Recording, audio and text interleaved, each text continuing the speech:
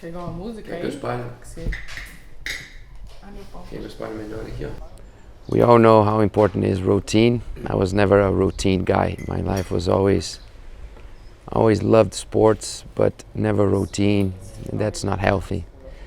But since I've been with Nicole, she's 100% routine, and that's something that she taught me, and I feel healthier now because of that. So usually our alarm is set for 7, but my little one Thomas always wakes up at 6.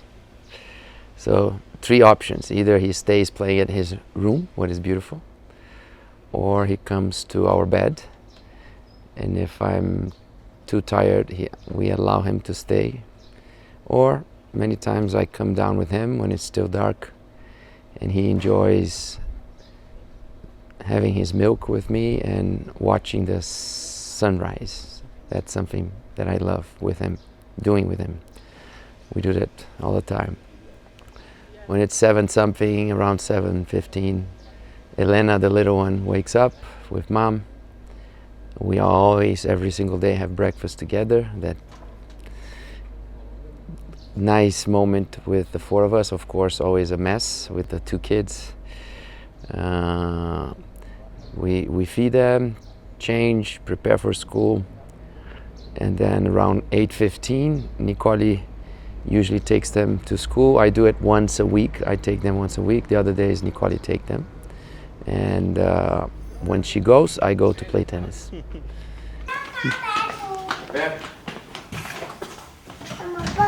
Segura, filho. Segura forte.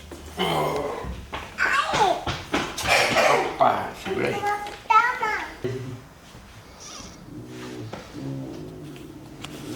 Tchau. Ai, iubiesc Milan.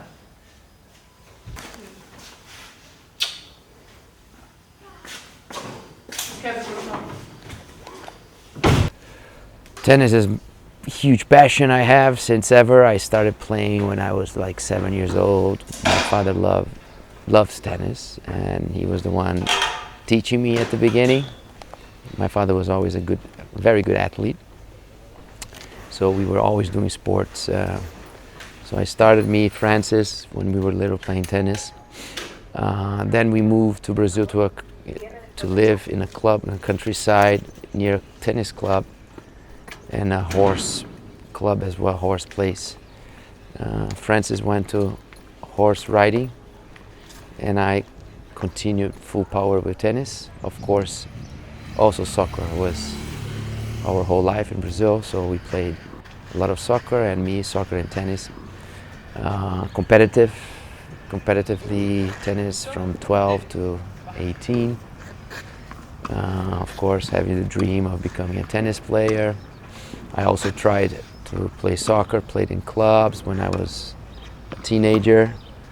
I thought I was going to be an athlete somehow, but then I realized that I was good, but not good enough. So when I was 19, I went to dental school, and that was it. Stayed 10 years without playing. When I moved to US, I started playing tennis again, and from 30 to 35, I probably played the best tennis in my life. Really practiced as I was playing pro. I even played some semi-pro tournaments, and amazing. It was super cool. And then again, 35 to now, 12 years not playing at all. And last year when I moved to Spain, perfect place to play tennis. You know, a lot of players, beautiful tennis club here. The weather is good almost the whole year. So I'm super happy that since almost a year, I'm playing tennis again. But as you get old, you have to take care a little bit more. And the mind is faster than the body at this moment. So I'm playing in a very intense level now, and I need to calibrate the intensity so my body can grow, can get used to it again. No more blisters. My hands are already good to play, but the arm is feeling a little bit. Puerta abierta. Por favor, cierre después de entrar. play tennis back home. A couple days a week I play tennis, a couple days a week I work out, and then come back, shower, and I usually start my day at work around 10:30, 11, and then I go non-stop without even lunch break to 7:38 p.m.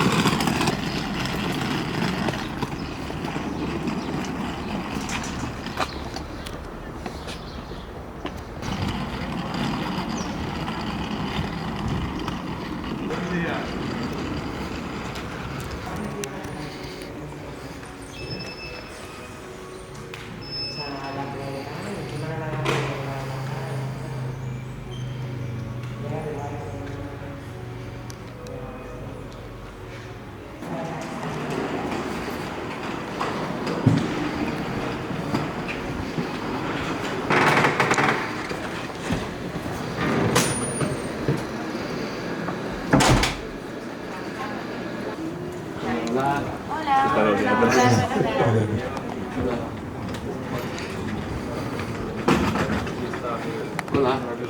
Olá. Fala. Tudo bem? Yeah. Tudo?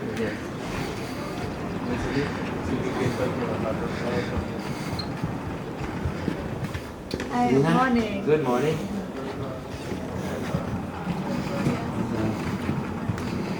Good.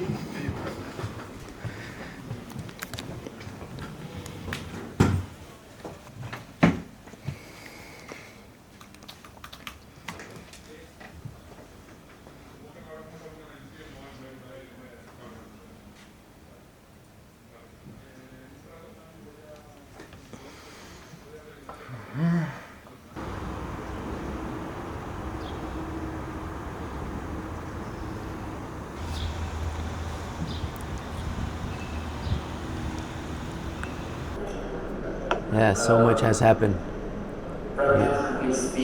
This was 1 year and 3 months ago, so 16 months ago. What we wanted to offer is a second day, complete course.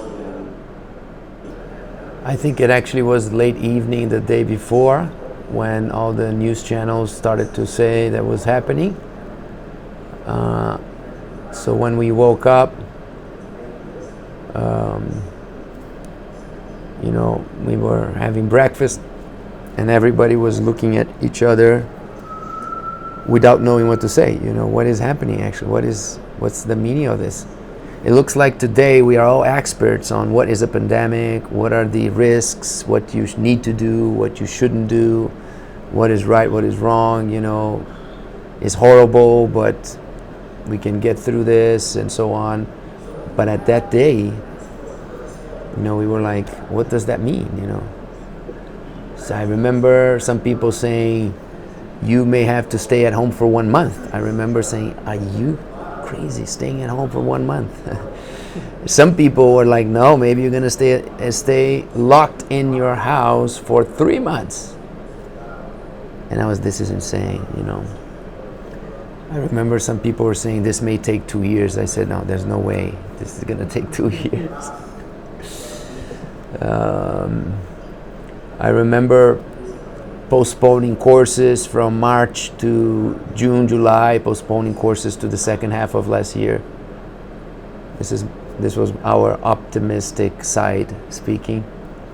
And I was offering them, we canceled this. We only had 1 day of 4, so I owe you a course. So you guys can come back, have this course in a few months. It's already 1 year and a half. Many of them are coming back to our first course in Miami in September. So I'm gonna see again many of these people there. It's gonna be very interesting to see these people once again. It's gonna be my first time going to US after 2 years, almost 1 year and a half, almost no more. For somebody that was traveling to US, like, I don't know, for the last 10 years I was traveling to US maybe 10 times a year. every month, basically. Going to US now, almost a year and a half without going to US, so it's gonna be nice to go back and see everybody again.